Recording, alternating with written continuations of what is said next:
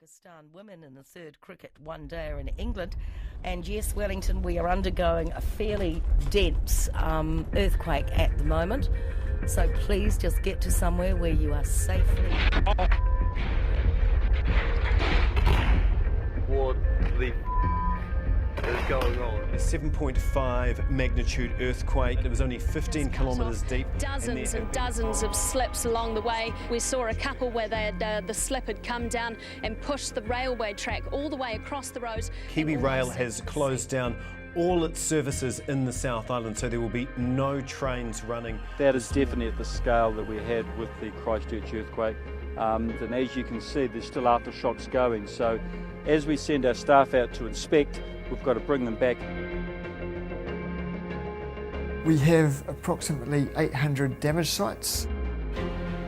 The damage you've seen up here is unreal. Like, photos don't do it justice. You've got to see it with your own eyes. It's pretty well munted, the whole lot. It's a bit upsetting sometimes, yeah. Rebuilding it is going to be the biggest job in the South Island since we built the main North Line at the end of the Second World War.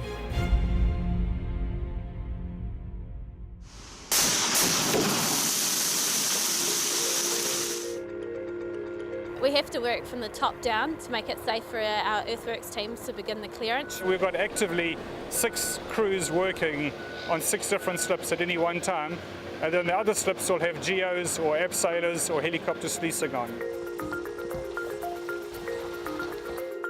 We have several assets that have sustained major damage, such as Bridge 90, where there has been a large amount of damage that has effectively destroyed the bridge. To rebuild it quickly, Kiwi Rail is making use of emergency bridge spans that we keep for such situations. The issues and challenges that we have up here are very different to the challenges in Kaikoura, and further south the track has been bent, lifted, pushed in all directions, and it's also understanding the geotech of what's done that. When the earthquake happened, this was the train that was driving through, and it stuck and couldn't move. So we started at 4 a.m. loading on wagons that are coming off of the railway, going onto trucks, getting hauled back to Christchurch. We've finished our sluicing, and now we've got the diggers that are hauling the material down and loading up the dump trucks. We also need to be conscious that this land is not as stable as it once was. To deal with that, we have moved the main North Line outwards away from those slips, and State Highway 1 as well.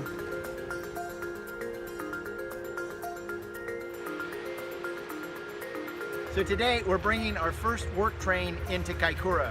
Now this train in Kaikoura will be used to rebuild the road and the rail as we head north. We came across so many people everywhere, waving. We saw people crying, people cheering and clapping. And by the time we actually got the train into Kaikoura ourselves, we were both welling up, I have to admit.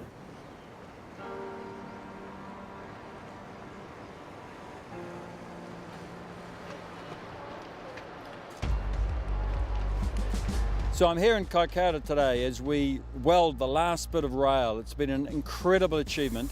You know, the devastation was incredible, and to see the last weld go in today, 9 months since we started, I never thought we'd achieve that.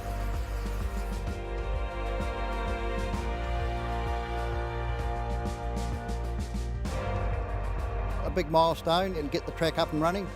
We've pretty well moved mountains, and I'm proud of my boys.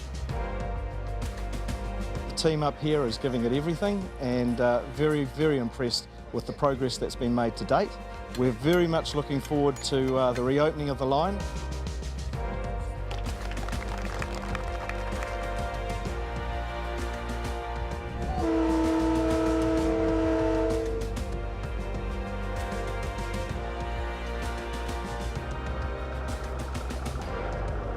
Sweet as.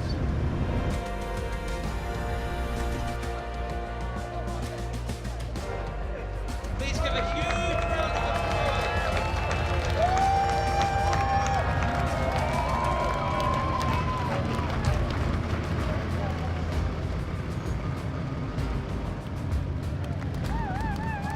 One thing I was sure of on that night, or so I thought, was that 737 would be the last train that I would ever be able to drive on the main North Line due to the devastation.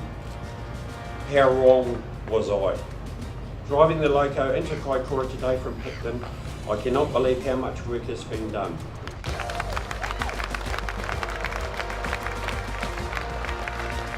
This train is not here today by the fact that Dave and I drove it. It is here today because of a lot of very clever, hard-working people who believed in rail, built it and got it here.